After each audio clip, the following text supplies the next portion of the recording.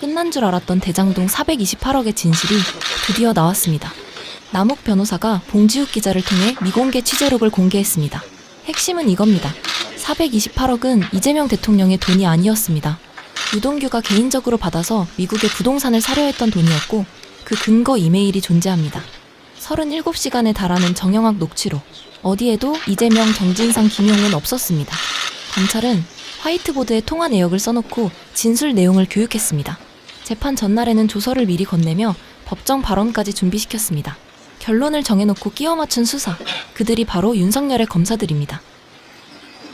근데 되게 이제 심각한 게 원래 남욱 변호사가 지난주쯤 나왔어야 되는데 네. 매주 금요일 날 보니까 재판이 있고 문제는 언론에서 보도를 하지 않았기 때문에 네. 남욱 변호사의 폭로는 안 한 게 됐습니다. 아, 국민들 입장에서는 혼자 폭로를 열심히 했는데 그 오마이에서 네. 딱 하나 나오는 것 같던데 그 보니까. 오마이뉴스 김종훈 기자, 김종훈 기자. 혼자 썼어요. 어. 네, 김종훈 혼자 단독이라고 붙이고 혼자 썼으니까 단독이죠. 가슴 아프다. 혼자 썼으니까 단독. 대한민국을 완전히 뒤흔들었던 사건이거든. 네. 그런데 그 언론들 입맛에 안 맞는 내용이 나와버리니까 아무도 안 써버려. 와 대단해 진짜. 그렇게 외면하기도. 이 자체가 진짜 뉴스거리야. 그러네요. 사실은. 아니 그거는 진짜 언론학자들이 생각이 있다면 이거를 좀 분석을 해봐야 될 것 같아요. 분석할 필요 왜 있어. 이런지를 모르겠어요, 저도. 아. 근데 이제 저희 시청자분들 댓글을 보면 언론과 검찰이 공범이었기 때문에 그런 거 아니냐. 뭐 이런 그렇진 말이 않아. 좀 와닿더라고요. 아니 그러니까 그것도 맞는데 사실 이 건과 관련해 가지고 봉지욱 뉴스타파 등과 함께 같이 혼났던 언론사들도 존재하잖아. 네.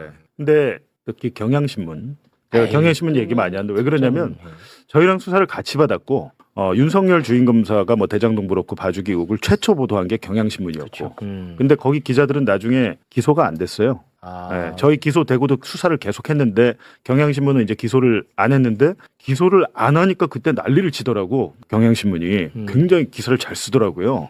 안 쓰다가 이렇게 뒤늦게 이렇게 할까라고 그랬는데 문제는 지금 경향 한겨레도 안 쓴다는 거죠. 예를 들면 이제 같이 석방이 됐잖아요. 한 2주 전에 유동규, 뭐 남욱, 김만배 동시 석방이 됐어요. 네. 근데 유동규의 얘기만 쓰더라고요 언론이. 와. 유동규의 발언만. 네. 그리고 또 쓰는 건 있어. 공소 취소하지 마라. 네. 와 나는 진짜 이해하기 어려워. 나 정말 괴로운 사람입니다. 이 현상에 대해서. 근데 확실히 조선일보가 잘합니다. 프레임을 잡고 가는 게 그래? 공소 취소 특검이라는 워딩 자체를 딱 만들어가지고 특검 자체를 아예 시작부터 무력화하려고 하는 그런 딱 프레임을 잡고 가는 걸 보면 조선일보가 진짜 탁월해요. 제가 볼 때. 우리도 좀 탁월해 진짜. 네, 그럼요. 예. 근데 마침 체육 나무 봉지욱이네. 체육 나무 봉지욱. 여기 최강욱까지만 있었으면 딱 좋았는데. 괜찮네 그림이. 최강욱 그 전 의원을 본 적 없어요 옛날에? 본 적 없습니다. 최강욱 전 의원이 지금 사는 집이 대장동 대출 브로커 조우영 씨가 시행한 맞네. 같이 그 살았어. 있었어요. 같은 동네. 네. 이웃 사촌이었더라고요. 그러니까요. 맞아요. 이웃 사촌. 그때 그 몰랐습니다. 용인의 발트하우스 거기 발트하우스. 그건 아시죠? 그건 알고 네. 있습니다. 그 조우영이 네. 그때 그 변호사 선임하고 할 때 박영수 맞아요. 그때 이제 뭐 동네에서 만났대요. 그래서 그 저 박영수 그 내가 좀 선임하려고 하는데 이건 뭐 도움이 될까요? 맞아요. 막 이러고 물어보고 그랬대요. 그것도 처음 듣는 얘기. 예. 몰랐습니다. 재밌죠? 네. 대장동 얘기. 근데 남욱 변호사. 모르시는 얘기들이 90%는 되실 텐데. 그러니까요. 그래서 진짜 할 얘기가 너무 많고 네. 너무 궁금한데 네. 우리 일단 첫째 남욱 변호사님이 오늘 출연한 이유가 뭐예요?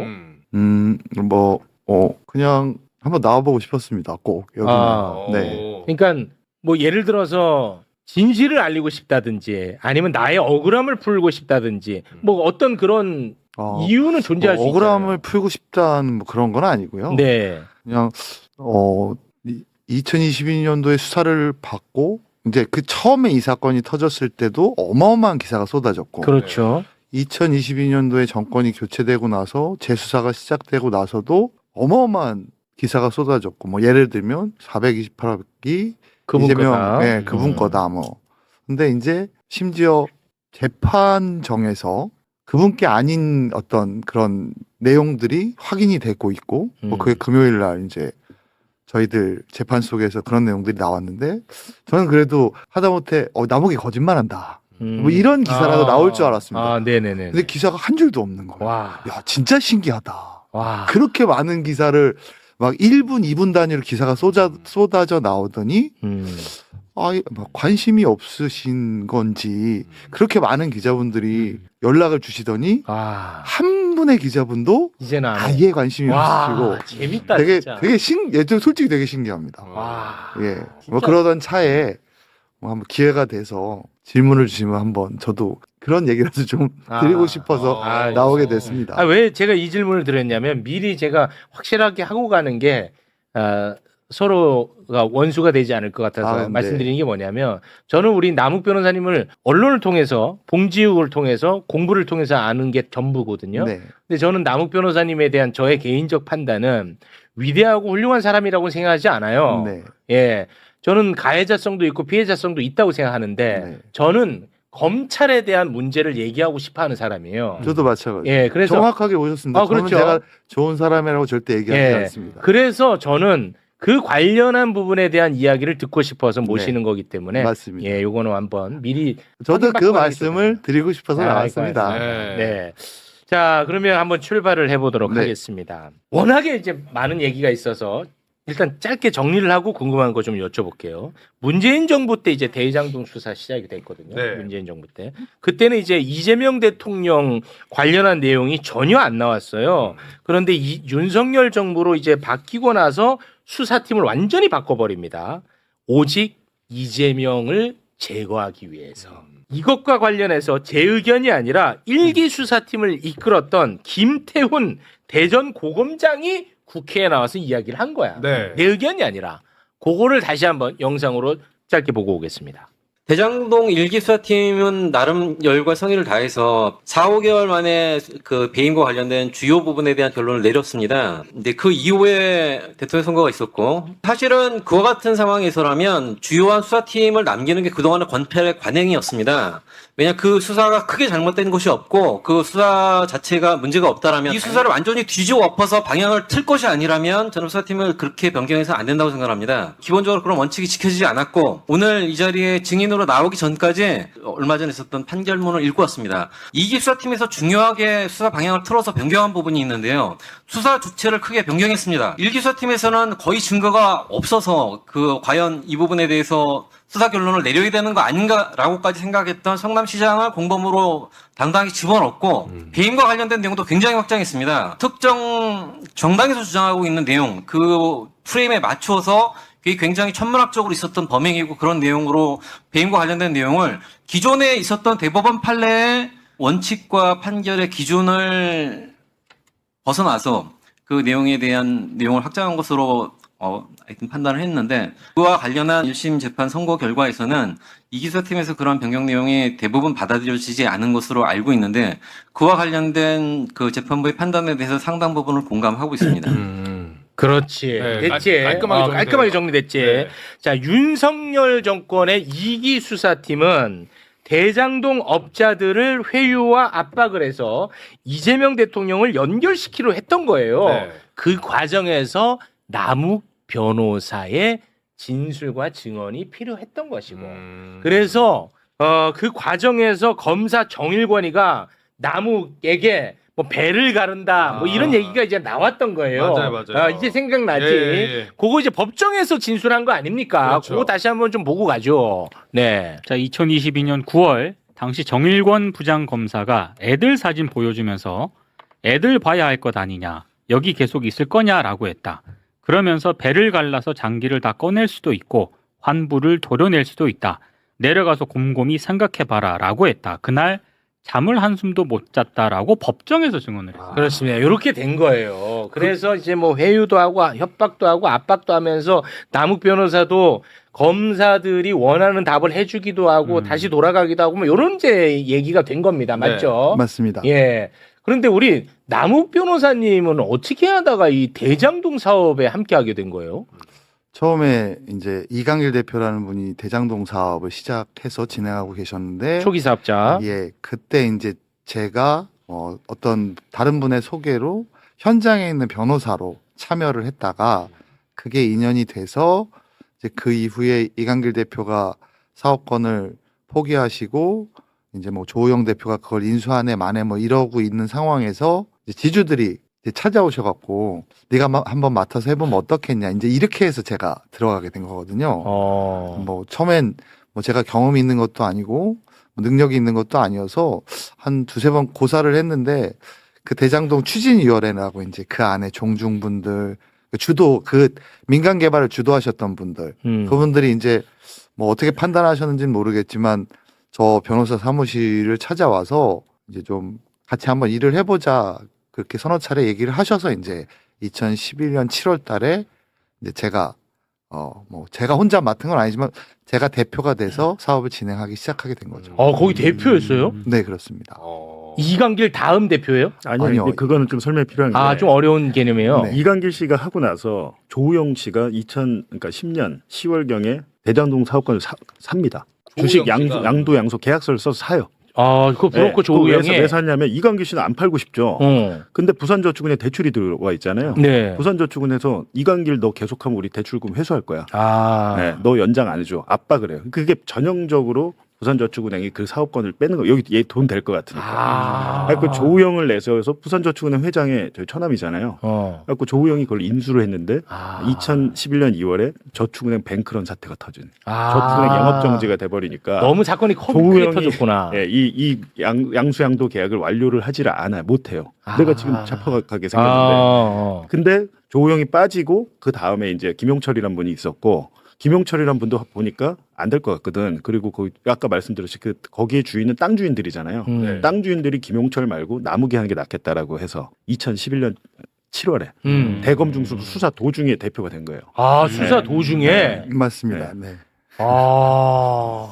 그러다가 뭐 김만배 들어오고 막 이렇게 되는 거예요. 이제 그러고는 민간 개발을 제가 2011년 7월부터 2014년 이제 8월 말 9월까지 민간 개발을 진행하면서 그 과정에서 이제 유동규 나옵니다. 네, 이제 유동규하고 이제 친해지면서 금전 거래가 있었고 뭐 그 부분에 대해서 제가 뭐 책임을 지겠다 이거 사실이기 때문에 그렇죠. 예, 뭐 그건 제가 뭐 책임 부인하거나 져야 됩니다. 그렇게 그런 네. 얘기를 드리는 게 근데 아니고. 유동규한테 준 돈을 이재명 시장이랑 엮어버리니까 그게 이제 문제인 거지. 그렇죠. 이제 그렇게 바뀌어 버린 거죠. 그렇지. 내용이. 그리고 2014년 말부터는 이제 제가 뭐 수사받는다는 이제 이유 때문에 제가 사업에서 빠지게 되면서 김만배 회장님이 이제 새로운 회사를 만들어서 이제 뭐 지금 화천대유 이런 걸 만들었고 진행하셨고 저는 이제 그 중에 제 여태까지 역할이 있기 때문에 천화동이 4호라는 걸 받았죠. 개꿀이죠. 아니 근데 남욱 변호사 입장 제가 이제 기록을 다 본 입장에서 보면 김만배 씨는 처음에 법조 기자잖아요. 네. 대장동 브로커 조우영의 이 사법 리스크를 해소해주는 용역 브로커였어요. 법조 브로커. 그래갖고 조우영한테 그때 박영수 변호사 소개해주고 1,500만 원 받고 막 이러거든요. 근데 김만배 씨가 딱 보니까 여기 될 것 같은 거예요. 2012년까지는 이 업자들의 그런 여러 경찰 수사나 검찰 수사를 무마해주는 역할을 하다가 한 13년경부터는 그냥 자기가 지분을 갖고 싶은 거예요.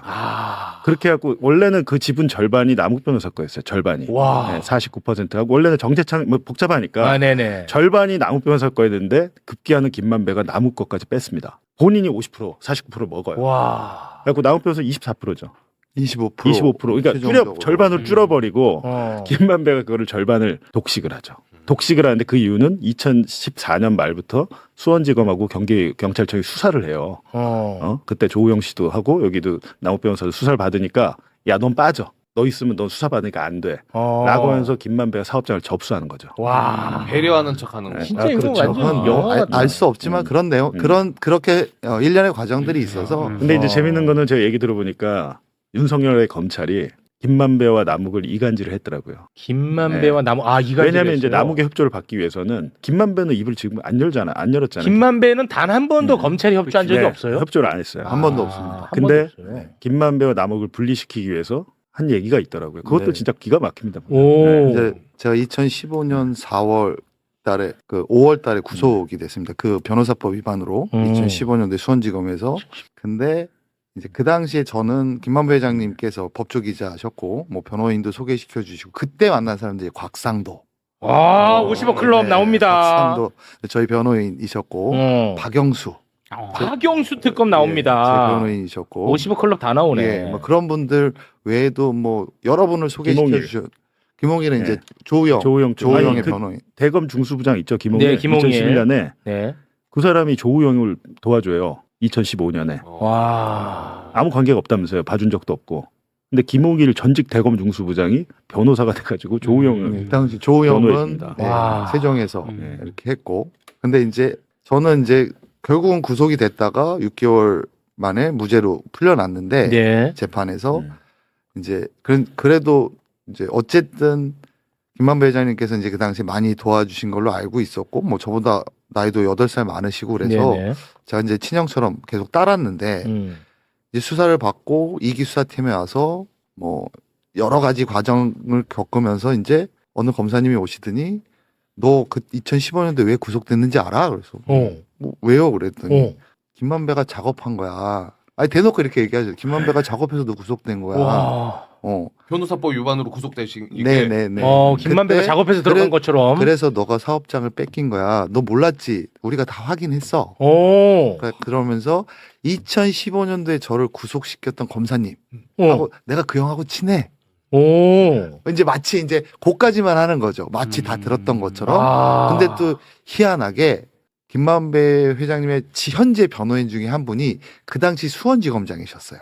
저를 구속시킨. 와. 그 얘기를 딱 하시는 거예요. 그래서 거기서 제가 눈이 확 돌았죠. 돌겠네. 네.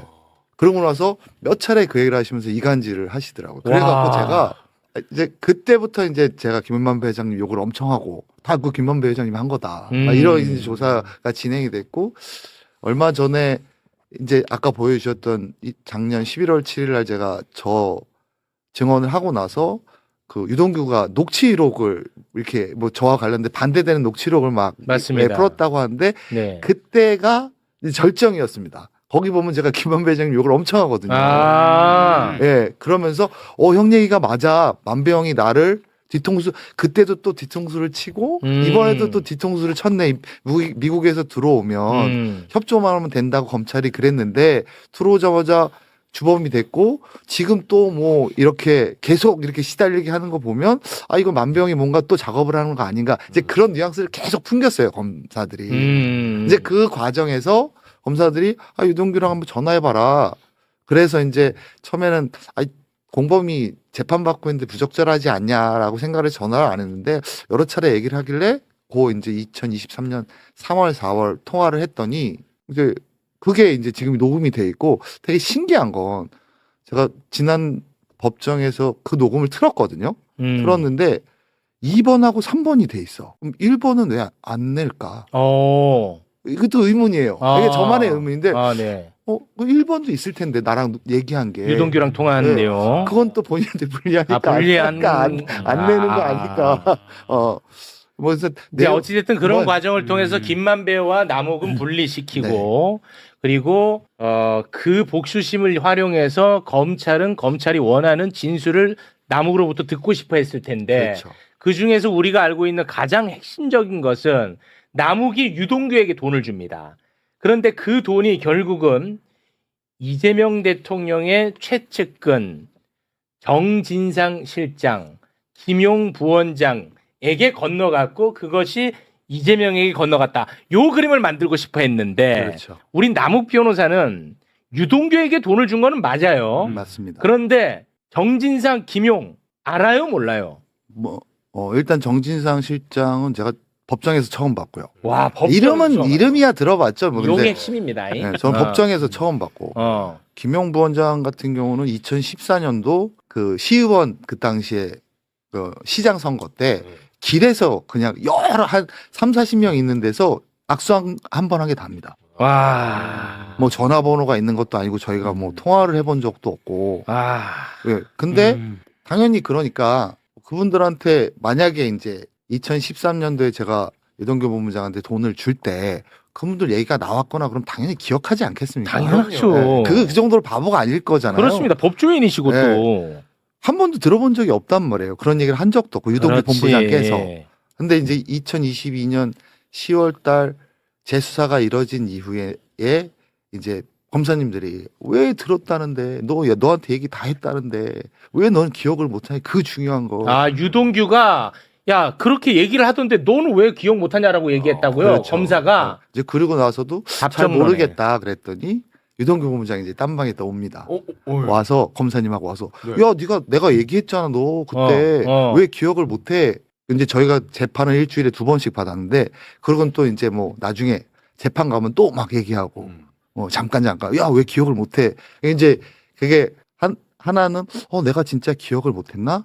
또 하나는 야 이 얘기를 해야 내가 안 죽고 사는 건가. 그럴 수 있겠다. 네. 이제 이렇게 이게 복합되면서 나중에는 이제 저도 들은 것 같다. 그때 그 얘기를 이렇게 그렇게 된 거죠. 거야. 그래서 김용 부원장이 나무 죽인답니다. 근데 이거 만들어낸 말입니다, 제가. 다음에 이거 꼭 만들어낸 보면 거예요. 어찌 됐건 조작을 뭐 하시네. 법률적인 책임은 변론으로 그건 뭐 제가 져야 되는 이거 부분이 만들어낸 말입니다. 지겠지만 개인적으로 혹시 뭐 마주치기라도 하면 네. 꼭 제가 죄송하다는 말씀을 네. 이 자리를 빌어서 꼭 좀 드리고 싶습니다. 근데 제가 이 얘기를 좀 드리고 싶은데 간단하게 네. 대장동은 최초의 정영학 녹취록 그렇죠. 그게 아주 이슈였습니다. 그렇습니다. 거기서 나온 그분 그분. 있지도 않은 그분 때문에 결국 대선판이 뒤집혔고 맞아요. 네. 진짜 재밌는 건 뭔지 아세요? 그 많은 녹취록 중에 저희 이제 유죄 받았잖아요. 그 다음에 대부분이 이제 뇌물이나 이런 걸로 김용, 정진상, 뭐 이재명 대통령 이런 분들이 재판을 받고 있잖아요. 네. 그 많은 녹취록 중에 지금 추가로 이기 수사팀에서 기소돼서 재판을 받고 있는 분들에 대한 언급이 없습니다. 그 다음에 저희가 유죄를 받은 배임의 유죄 증거에 대한 언급도 없어요. 그 얘기는 그 부분은 다 유동규의 진술밖에 없어요. 와, 이거 정말 그 무서운 많은 얘기야. 녹취록 그 중에 많은 녹취 중에 예. 이재명이 없고 네. 김용 없고 없어요. 정진상 없다는 없어요. 얘기야. 네. 이건 정말 무서운 얘기야. 그러면 그러니까 이 녹취록이 한두 개가 아니라 와. 몇십 시간입니다. 뭐 네. 37시간인가 그렇더라고요. 와. 그 많은 대화를 그러니까 저희가 정영학 회계사님 외에는 저희가 녹음을 하는지 몰랐는데 실제 이재명 대통령이나 정진상 김용 씨가 관련이 돼 있고 저희가 진짜 그렇게 막 구체적으로 배임을 하고 뭐 이런 내용들이 있다면 당연히 대화를 했을 거 아니에요. 그렇죠. 그런 녹취록이 있어야 하나라도 있어요. 당연하죠. 그런 건 하나도 없고 그 부분은 다 유동규의 진술밖에. 그 없어요. 관련된 거는 그러면은 그 428억이라는 그 액수 있죠. 네. 이것 때문에 난리가 났는데 이건 결국은 이재명 정치 자금으로 활용한다 이건데 네. 검찰의 논리는 그렇습니다. 428억은 유동규가 받기로 한 액수가 맞습니까? 그것도 판결문에는 어떻게 돼 있냐면요. 네. 김만배는 이게 빈말일 수도 있고 진짜 안 주려고 했을 수도 있다. 일을 하는 과정에서 뭐 달래기 위하거나 또는 뭐 어떤 목적을 위해서 그런 얘기 했을 수 있는데 네. 정말로 안 줄 생각이었는지 모르겠다. 다만 유동규가 그 얘기를 듣고 받을 수 있다고 판단했기 때문에 이게 약속에 해당하기는 해 보인다. 판결문이 이래요. 그러니까 이것도 428억의 약정도 자체가 확정됐다고 보지 않는 거예요. 우리 1심 유죄가 난 1심 판결에서조차도. 네네. 네. 근데 처음에 어떻게 됐습니까? 그건 이재명 대통령의 저수지, 선거자금, 네. 나중에 노후자금까지 갔습니다. 예, 맞아요. 예.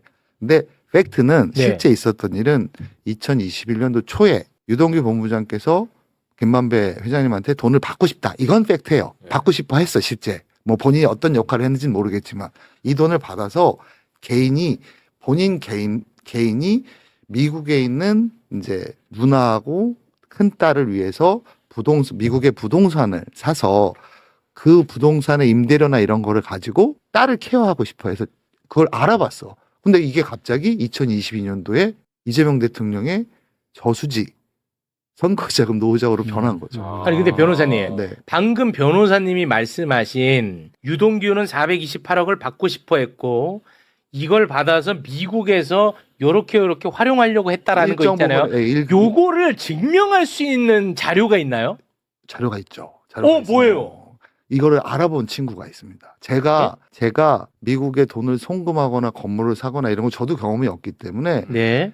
그 당시 수출업을 하고 있는 제 후배한테 야 미국에 돈을 뭐 한 1,000만 불 정도 그 당시 돈으로 130억인데 네. 이 정도를 보내서 건물을 사고 이러려면 어떤 방법이 있니? 아. 그래서 네. 이 친구가 알아본 적이 있어요. 뭐 거기 어. 로펌도 알아보고. 네네네네. 네, 근데 이제 생각보다 어려웠고 김만배 회장님이 실제 돈을 주지 않았기 때문에 흐지부지 됐죠. 하지만 알아본 근거가 있어요. 알아본 근거가 그렇죠. 그게 객관적 근거로 남아 있어요. 뭐 이메일도 있고 이메일 있어요?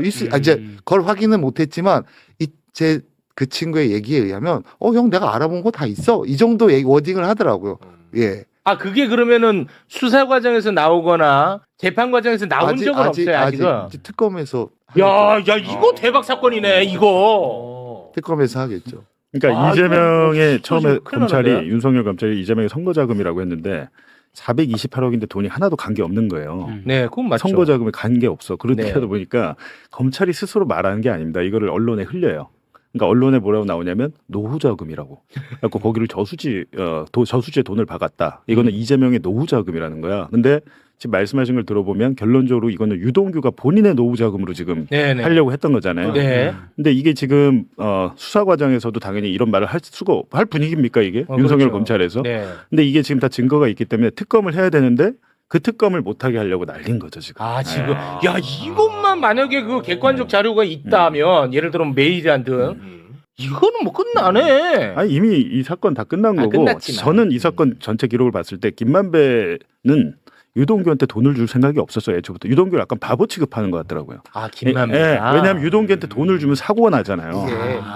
이게 그래. 그 400매당, 뭐 500매당 국민들이 이제 그 액수나 이런 부분 때문에 어마어마한 지탄을 하시는데 네. 현실적으로 불가능한 얘기들을 하시는 겁니다. 그 돈을 어떻게 줘요 공무원을? 어떻게 주실 거예요? 그 돈이 현금을 만들어요? 무슨 저희가 무슨 뭐 현금을 막 쌓아놓고 이런 사람들이 아니라 다 사업하고 법인에서 일을 하는 사람들인데 1원짜리 하나까지 다 신고하고 이러는데 네. 그 많은 현금을 어떻게 만들어 주겠습니까? 그래서 그 어려움을 서로 토로하는 게 녹취에 들어가 그렇죠. 있잖아요. 그런 내용들이 예. 있죠. 맞아. 결국은 방법이 없다로 끝난. 김만배가 네. 그거 엄청 고민 많이 해. 네. 예. 방법이 없다로 끝난 거고 유동규는 받고 싶어 한 건 사실이고. 그렇죠. 결과적으로 이제 그 돈이 이재명 대통령과 관련이 있느냐, 개인의 일탈이냐, 저는 개인의 일탈인 줄 알고 있었다는 거죠. 유동규의 일탈인 줄 그렇죠. 알고 있었다는 네, 거죠. 네. 이게 근데 핵심이죠. 검찰은 어쨌든 목표가 이재명 대통령이었고 그렇죠. 그걸 잡으려니 결론을 정해놓고 끼워 맞추기 수사를 하다 보니 그런 진술들을 안 받는 거죠. 그 2021년에 한국 들어오셨을 때 그때 그런 얘기를 좀 해주셨어야지. 윤석열이 대통령 되는 일을 막았을 거 아닌? 죄송합니다. 제가 들어오기 전에 아니 이 농담이 아니고 제가 대장동에서 주민들하고 사업을 하면서 3, 4년간 주민들이 시장치를 엄청 갔어요. 인허가 풀어달라고. 시장님이 뭐라고 얘기하셨냐면 죽은 아버지가 살아 돌아오셔도 안 되는 건 안 된다. 그렇게까지 얘기하셔서 못한 거예요. 네. 근데 중간에 유동규 본부장이 와서 내가 할 수 있어. 내가 설득을 해볼게. 그러면서 이제 돈을 요구하셨단 말이에요. 돈을 요구한 거야. 그게 이제 그게 잘했다는 게 아니라 잘못했는데 네, 그렇죠, 그렇죠. 그렇게 해서 이제 유동규 본부장이랑 친해지게 된 거지. 이재명 대통령은 당시에도 한결같은 얘기만 하셨지. 아무 뭐 그 저희들에게나 주민들에게나 다른 얘기를 하신 적이 그렇습니다. 없다니까요. 이게 지금 방금 말씀하신 게 이재명 정권으로 바뀌었으니까 또 남욱이가 발언을 바꾼다 이렇게 생각할 수도 있잖아. 그렇죠. 근데 그렇게 생각할 필요가 없는 게 한국에 2021년 10월 18일에 들어옵니다. 네. 검찰 수사 협조하기 위해서. 그때 공항에서 한 말이 있어. 맞아요. 그거는 그때는 뭐 이재명 정부도 아니고 그때 한 발언 잠깐 보고 오겠습니다. 내가 아는 12년 동안 내가 그 사람을 지켜보면서 얼마나 많이 해봤겠어요. 트라이를. 아유 씨알도 안 돼. 그러니까 씨알도 안 2021년 10월 18일 이거 아마 검찰이 봤으면 짜증이 많이 났죠. 이거를 이렇게 이해하셔야 돼요. 지금 저렇게 씨알도 안 먹혀 얘기하잖아요. 네네. 저거를 검찰이 저희 언론인들을 수사할 때 저거를 어떻게 만드냐면 김만배가 남욱에게 지시해서 허위 인터뷰를 해라. 씨알도 안 먹힌다고. 진짜 야 그거 이거 되게 윤석열로 고생했습니다. 저 이재명으로 저 진술을 바꾸라는 거야. 검찰에서 이걸 문제 삼았어요. 이걸 진술 그럼요. 바꾸라고. 네. 이 이제 봉지욱 기자님 제가 그 이분 때문에 수사받은 사건에서 거 아닙니까? 오, 이 얘기 좀 해주세요. 야, 이거 대박이네. 저 얘기를 왜 했는지, 이게 이렇게 얘기를 하더라고요. 저 얘기 사실이 아니죠. 예? 아니, 왜 저 얘기를 했는지 수습을 해야 될 거 아니냐는 취지. 그러니까 워딩이 수습인지가 지금 정확하지 않은데 네네네. 그런 취지로 얘기를 하면서 저거는 뭐 예를 들어서 그다음 이제 결국은 어떻게 진술이 됐냐면 김만배가 저렇게 지시했다고 결론이 났는데 수사가 끝났고 기소가 돼 계신데 야, 너 얘기랑 너 처음에 한 얘기랑 결이 다르잖아. 지금 얘기랑 우리 수사랑. 그러니까 저 워딩을 바꿔. 뭐 어떻게 바꾸냐 한 얘기를 그러면 시켜서 어쩔 수 없이 김만배가 했다고 시킨 거로 해. 예. 그래서 그러면 김만배는 위증교사 혐의로 기소됐어요? 이 건과 관련해 갖고? 공범으로 기소돼 있습니다. 명예훼손. 명예훼손으로. 명예훼손의 공범. 그 봉지욱 기자 그러니까 그 건과 관련해서 와. 검찰이 제가 볼 때 얼마나 머리가 좋냐면 대박이네. 진짜 강백신이나 등등해서 머리가 좋긴 좋아. 제가 볼 때는 이분들이 진짜 이 조작이가 아니라 창작이에요. 창작의 능력이 대박이다. 신춘문예 같은 거 해도 이분들 등단해요. 왜냐하면 이거를 이렇게 엎을 거라고 어떻게 생각했어요? 그렇죠. 김만배가 시키고 그림을 다 짜고 민주당과 짜가지고 언론 일부 기자들 전화 뭐 뉴스타파랑 짜고 쳐가지고 윤석열을 떨어뜨리려고 악의적인 허위 보도를 했다 이건데 이거를 만들어내더라니까. 얼마나 황당하냐면 제가 이번에 남욱 변호사한테 들어보니까 대단하다. 김만배와 신학림 전 언론노조위원장이 만나잖아요. 네. 만나서 90분간 대화를 하잖아요. 네, 72분간. 2021년 대선 전에. 2021년 9월 15일이에요. 그게. 요게 김만배가 허위 인터뷰를 하려고 사전에 기획을 다 했어. 신학림을 배우로 써가지고 다 했다는 거야. 근데 그거를 남욱 변호사나 이런 사람들은 몰랐어. 근데 나중에 저희 수사 기록을 보니까 남욱에게 사전에 다 얘기했고, 야 형이 김만배 만나고 언론 작업한다. 형이 하니까 너 기다려봐 하고 신학림을 만나고 나서도 남욱에게 통화해서 야 형이 오늘 언론 작업 이렇게 했어. 이렇게 돼 있어요. 근데 한번 물어보세요. 그 사실이에요. 근데 이게 그 신학림 씨하고 김만배 회장님 통화 녹취가 이제 공개가 돼서 시끄러웠는데 그렇습니다. 그 대화 과정에서 저랑 통화를 하셨더라고요. 저는 이번에 그 23년도에 수사 때 그걸 처음 알았어요. 이게 너다 이거야 검찰이. 이게 너랑 통화한 거야 이러더라고. 그랬더니 뭘 왜 놀래? 네 다 들었을 텐데. 저 처음 듣는 얘긴데요. 네. 이제 이렇게 시작을 했는데 네. 이게 한 6개월 이렇게 수사를 하니까 마지막에는 제가 다 들었고요. 만병이 다 이렇게 해서 이렇게 만들어서 이렇게 했다가 2달 대선 직전에 이걸 터뜨려서 이렇게 되더라고요, 이게. 그렇게 기소가 돼 계세요. 거기에서 그런 일을 하는 핵심 인물이 우리가 아는 강백신 이런 애들이에요? 강백신 팀장께서 팀장으로 진행. 강백신이야? 네, 진행을 하셨죠. 근데 뭐 저희 언론인 윤석열 명예훼손 사건 같은 경우는 그 배가른다의 정일관이 그분이 이제 아주 부부장 큰 역할을 했다고 들었는데 정말 제가 머리가 좋다고 생각한 게 김만배와 남욱 변호사의 통화 내역을 뽑아요. 뽑은 다음에 무슨 통화를 했는지 통화 녹음 파일이 없잖아요. 네. 내용만 뽑고 신학림 만나서 한 얘기 너한테 해준 거잖아. 그날 통화를 했더라고. 2021년 9월 15일에 통화를 여러 번 했어요. 한 6번인가 했는데 야 만나기 전에도 했고 만나는 순간에도 했고 만나고 신학림과 김만배가 헤어지고 나서도 너랑 통화했네. 야 요 얘기 한 거잖아. 언론 작업. 이거를 어떻게 알아요? 그거를 사람이 그걸 모르잖아요. 본인들이 압수수색을 해서 기록을 가지고 있으니까 다 통신조회랑 했으니까 그렇죠. 네. 저야 모르잖아요. 통화 한 줄도 모르죠. 그거를 화이트보드에 쫙 써요. 그러니까 남욱 변호사가 볼 수 있게끔. 화이트보드에 시간 순으로 몇 시에 몇 분 통화했고 막 이걸 막 써요. 그리고 그 다음에 중간에 신학림 씨하고 김만배 회장님하고 대화한 시간 딱 쓰고 이때 그러고 나서 너랑 통화를 했는데 이런 얘기를 했을 것 같아. 아니면 말이 안 돼. 답을 알려준다. 답을 이 빈칸을 알려준다고. 그래서 제가 나중에 이제 뭐 제가 잘했다는 게 아니라 그런 속으로 이런 생각을 했어요.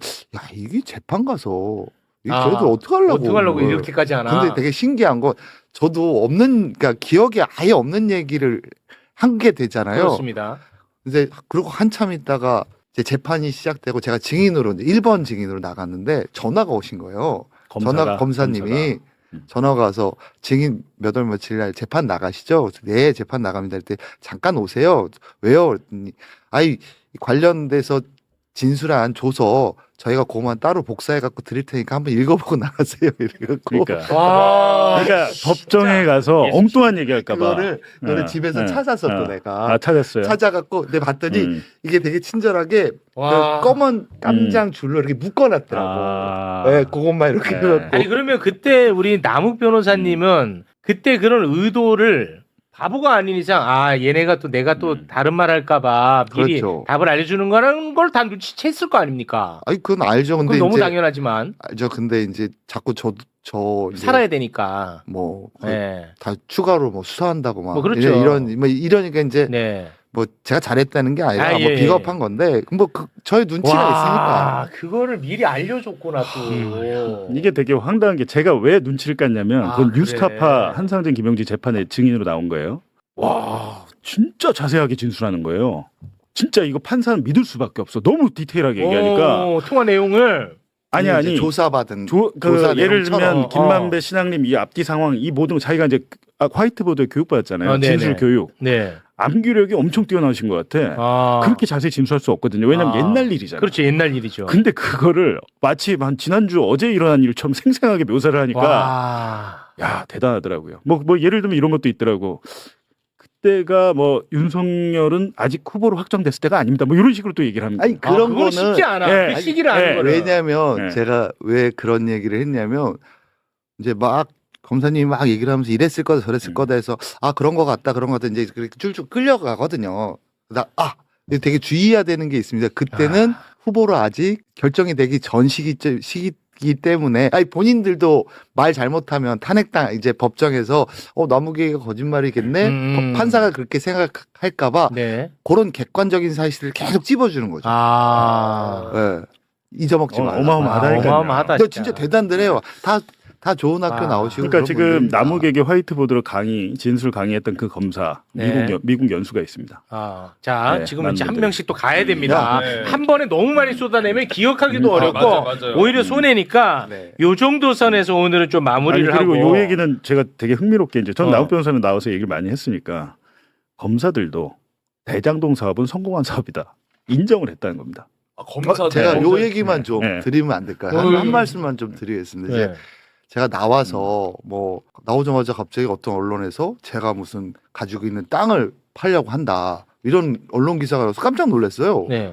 사실 뭐 허위 기사거든요. 그래요? 예, 허위 기사 나 봤는데 그 기사. 제정신이 아니면 그러겠습니까? 그러니까요. 제정신 아니구나 했어요 네. 나는. 그래서. 제정신이 아니구나. 네. 근데 진짜 기억나서 네. 그러는 거예요. 네. 제가 그 기사를 보고 또 희한하게 그 기사가 대장동 그분을 쓰신 그 같은 계열사에서 나온 기사예요. 네네. 유일하게 그것만 나왔는데 그랬나? 되게 신기하다. 그런데 어제 어떤 국회의원분들이 막 그 공소 취소 얘기를 하시면서 또 그 얘기를 꺼내시더라고요. 네. 그래갖고 이게 희한하다. 이게 국민의힘, 뭔가 좀 국민의힘에서. 약간 뭔가 있어서 이게 뭔가 빌드업하는 게 아닌가 이런 생각이 문득 드는 거예요. 네. 그래서 이렇게 가만히 생각해 보니까 계속 그걸 얘기하시는 분들이 저희 수사의 당시 지휘 라인이나 보고 라인에 계셨던 분들이에요.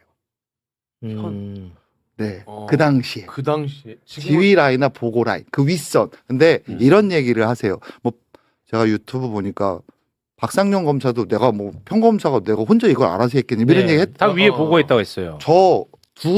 정확하게 최소한 2명 이상한테 그 얘기를 들었어요.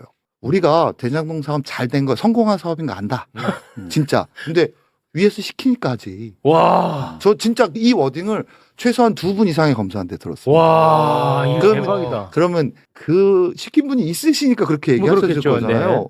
근데 이거를 특검을 하면 안 된다는 취지의 주장을 막 하시는 분들이 되게 시끄럽게 하시는 분들이 요새 있더라고요. 뭐 이런 허위 기사를 약간 근거로 해서 막 이 범죄자들 돌아다니면서 이게 뭐 돈도 숨기려고 하고 하는데 말이 되냐? 그게 네. 지금은 의원이라는 거예요? 그렇죠, 국회의원이죠. 어제 뭐 하시더라고요. 막 그랬는데 제가 그러니까 그러면서 뭐라고 얘기하냐면 아니 정말 이재명 대통령 보고 그분들이 늘 하시는 얘기가 뭐냐면 떳떳하면 재판 받아라. 이런 얘기를 계속 하세요. 그렇게 떳떳하면 재판 받아. 근데 저는 궁금한 게 아니 그렇게 떳떳하시면 특검 가서 밝히시면 되지 않아요? 그렇습니다. 예. 근데 공소를 취소할 것이기 때문에 특검을 하면 안 된다.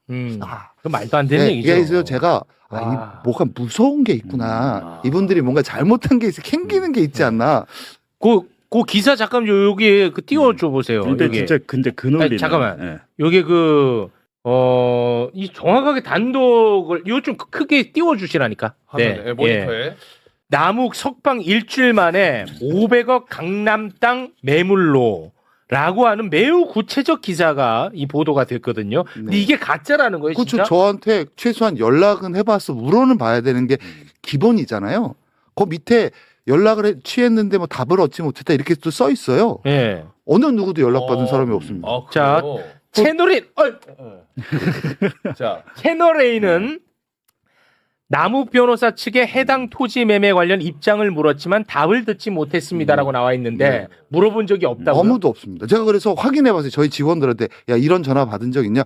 근데 대표님 저희가 그거를 지금 어떻게 내놓습니까? 채널 A 네. 뉴스 송진섭입니다. 예. 근데 이제 저기가 다 압류돼 있잖아요. 세금이 연체돼 가지고 그러고 이거를 지금 주인이 저희 권리 행사를 못 해요. 그 경매를 넘긴 거는 국세청이 했겠죠. 아니 이건 네. 완벽한 네. 가짜 뉴스라는 거절 거예요? 뉴스죠. 근데 계속 그 며칠 있다 어제 이걸 뭐 정확하게 인용하신 건 아니지만 저는 이제 그렇게 추측하는 거죠. 이게 와. 뭔가 빌드업을 하고 있다. 남욱의 지금 얘기가 다 거짓말이고 그다음에 도망가려고 하는 남욱은 거고. 저렇게 그 파렴치한 사람이다. 그렇지, 그렇죠. 이렇게 몰고 이 말의 가려고 거짓말이라면 예. 뭐 그런 빌드업의 일환이 저는 이제 그런 생각이 든다 이거죠. 와, 그러니까 지금 부동산 사이트에 매물로 올라와 있다라고는 보도에 돼 있는데 올리신 적은 아니 없다. 그것도 다 걷어들여서 지금 팔 수 있는 상황도 아니고. 근데 그 기사 내용에 보면 남욱 변호사가 구치소에서 누군가를 면회하면서 한 얘기가 워딩이 적혀 있어요. 그러니까 이제 뭐냐면 이번에 근데 구속됐을 이거 때 중요한 거는 그 보세요. 면회하면서 한 얘기를 기자가 어떻게 알아요? 이거는 검찰에서 이 접견 녹음 파일을 풀어가지고 줬다고 볼 수밖에 이 없죠. 당사자밖에 모르는 네. 이번에. 근데 저걸 실었길래 야 검사님 이게 정권이 바뀌었는데도 검사님들은 저런 일을 하시는구나. 시간 어마어마해요. 그 대목이 있습니다. 네. 남욱 변호사는 지난해 11월 구치소 지인 접견에서도 이 땅 주차장을 언급한 걸로 파악됐습니다. 파악됐습니다. 네. 전해졌다, 파악됐다. 거기에 보면 이게 다 그런 식. 바뀌었나요? 처음에 네. 이게 아. 말풍선으로 워딩이 있었는데. 그래요? 기사를 또 수정한 거예요. 수정했구나. 네. 야, 처음에 말풍선으로 워딩이 너무 있었어요. 정확하게 그러니까 제가 해놓으니까. 했던 얘기, 아. 제가 지인한테 너무 정확하니까. 네. 뭐 말풍선도 있습니다. 영상으로. 영상으로 네. 있으니까. 네. 알겠습니다. 자, 시간이 없어서. 네. 야, 근데 저는 끝으로 이 말씀 한번 드리고 무섭다, 싶은데, 근데. 어쨌든 무서워. 지금 남욱 변호사가 입장을 바꾼 게 아니고 원점으로 돌아온 거잖아요. 원점으로. 번복했으니까 다시 원점으로 돌아왔는데 2021년 10월 네. 18일로 돌아온 거죠. 윤석열 검찰 상황에서 나와 가족, 지인을 살리기 위해서 그랬을 수 있다고 봅니다. 저 같아도 그렇게 압박을 받으면 쉽지 않죠. 네, 그렇게 협조할 수 있는데 네. 어찌됐든 지금에 와서 폭로하는 것도 김만배 기자가 합니까 지금? 안 하잖아요. 정권이 바뀌었어도. 네. 남욱 변호사가 유일하게 지금 하고 있는데 잘하는 부분에 대해서는 많은 분들이 응원하고 격려의 힘을 실어주셔야 돼요. 그걸 가지고 왜 또 거짓말을 이렇게 하면 네. 아무것도 안 됩니다 지금. 이번에 특검을 검찰개혁 이런 게 뭡니까? 조작 수사하고 불법 수사한 검사 감옥 보내는 게 검찰개혁의 마지막 그림이에요. 첫 단추야. 마지막 거 아니야. 공소청을 첫 단추야. 만드는 게 검찰개혁이 아니란 말이에요. 그렇습니다. 이 사람들은 한 번도 저 조작을 한 해도 번도 안 처벌을 받은 적이 해봤잖아. 없기 때문에 처벌을. 이번에 특검이 정말 마지막 기회인데 거기서 가장 결정적인 특검의 도우미 역할을 남욱 변호사가 해야 되는데 해야 돼. 남욱 변호사를 공격하고 막 저런 허위 기사로 해가지고 저 새끼 뭐 저 돈 또 숨겼네 뭐 이런 식으로 비방하고 나서면 네. 어렵습니다 그렇게 되기가. 아니, 뭐 공격까지 네. 막지 마시고. 그러니까. 근데 뭐 비판할 수는 있으나 필요할 수 있으니까. 비난할 필요는 없다라는 네. 겁니다. 우리 변호사님 네. 답 안 하셔도 괜찮은데 뭐 제가 너무 오래돼 갖고 제 기억이 맞는지 모르겠는데 우리 남욱 변호사님 배당금이 1,000억으로 나는 기억하고 있거든요. 맞습니다. 맞아요? 네. 지금 지금 정확하게 469억은 네. 비용으로 썼고 250억은 250억은 세금을 냈고 추가로 120억도 비용으로 사용해서 그래도 많이 벌긴 했습니다. 나머지는 지금 뭐 그 일부 투자가 이루어져서 건물들 이런 거를 이제 개화 사업을 하려고 샀는데 이제 다 묶여 있고. 돈을 다 회수를 한 거군요. 네. 이미. 네. 오, 야. 그래서 지금은 돈은 하나도 없습니다. 현재는 건물만. 아, 있습니다. 건물은 있고. 네, 근데 건물은. 그거를 내가 처분할 수 있는 상황은 상황은 아니라는 아니고요. 거죠. 예. 다 묶여 있고. 지금 그 건물을 어떻게 좀 아니, 그게 몰수해야 아니라- 되는 거 아니에요? 출연료 줘야 돼요. 아, 진짜 출연료는 돈이- 드리죠. 진짜 돈이 없더라고. 아, 이게 출연료는 드리죠. 네. 아니, 뭐 제가 모셨는데 네. 어떻게 출연료를 안 드려. 네. 아니 뭐 돈 많다고 안 주고 이럴까 봐. 네. 아이, 그런 건 없어. 아, 뭐 그런 건 없어. 비난하시는 분들 충분히 이해하는데 그 정도로 막 이렇게 파렴치하지는 않습니다. 예, 뭐 그걸 몰래 해갖고 몰래 팔아갖고 뭐 도망가고 네. 그런 근데 세상은 아니죠. 제가 좀 이해가 안 갔던 것 중에 하나가 뭐냐면 네. 그 검찰청 지하에 갇혔잖아요. 네. 근데 그거를 나중에 알고 봤더니 체포영장이 이제 발부가 됐는데 진술용 체포영장인데 진술을 거부했단 말이에요. 네. 그러면은 그 바로 체포영장을 통해서 풀어줘야 되더라고요. 저도 몰랐습니다. 법조인인데 그걸 모르셨어요. 그건 경험이 없어서 몰랐는데 제가 배를 가른다고 하고 그 다음날 사실은 내가 협조를 할 테니까 근데 그랬더니 뭐라고 검사님이 얘기하셨냐면 아니 지금 그냥 진술 거부를 해라 다음에 와라 그럼 나 보내줘라 여기 도저히 못 자겠다 네네. 그랬더니 안 된다 그래요. 아, 그거를 요청을 하셨는데 안 안 된다고 된다 그래서 그랬었어요. 그 또 아. 이틀을 간 겁니다. 저는 그게 이해가 안 가더라고. 그것도 안 된다고. 네. 아니, 법조인인데 보니까 그건 불법이더라고. 이번에 저도 처음 이번에 알았- 알았습니다. 아, 변호사님 네네 이번에 이번에 그러니까 그런 얘기를 안 하고 오. 구치소에 있다가 체포영장이 발부가 돼서 구치감은 검찰 구치감으로 이제 끌려갔는데 그럼 다 그런 그러니까 이게 합법이야라고 딱 워딩을 안 하셨지만 여기 계셔야 돼요. 저희 영장 받았잖아요. 이렇게 워딩을 하셨거든요. 그러니까 아. 영장을 받아서 여기 있어야 된다니까 합법인 줄 알았죠. 그런가 보다 할 수 봐봐. 있는 상황이지. 검사는 법조인한테도 또 법을 속여. 근데 일반인이 타겟대 봐라. 이거 어떡하냐. 아니, 그냥 근데 꼼짝만 하죠. 국정조사 때 나와서 모든 검사님들이 총장님부터 해서 다 합법이라고 얘기하시더라고요. 본인들은 아. 합법이라고 생각한다고. 진짜 너무 네. 무섭다 정말. 알겠습니다. 오늘은 여기서 좀 마무리를 짓도록 하겠습니다. 네. 오늘은 또 급기야 남불쇼까지 됐습니다. 네. 저는 뭐 남욱 변호사를 편들거나 아까 처음에 또 뭐 지지하거나 그럴 의지가 전혀 없는 사람입니다. 분명히 말씀드리지만. 네. 오늘은 여기서 좀 마무리를 짓겠습니다. 야, 이거 엄청나네, 진짜 이야기가. 아, 근데 무섭네요, 저는 무섭다, 솔직히 근데요. 말하면은. 진짜 무섭다. 예.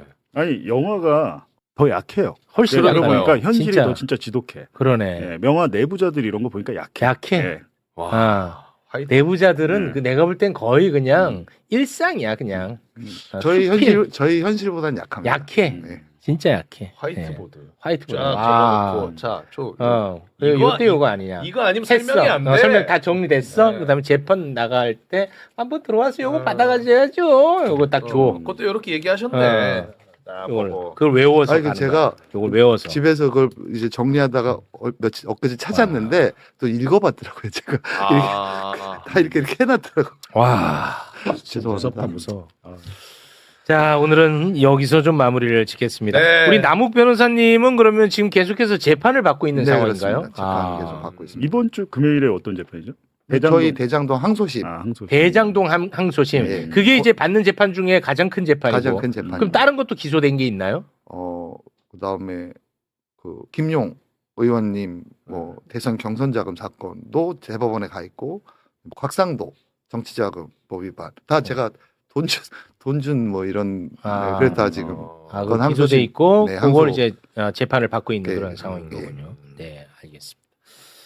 자, 두 분과는 여기서 인사를 나누도록 하겠습니다. 두 분 대단히 고맙습니다. 감사합니다. 고맙습니다.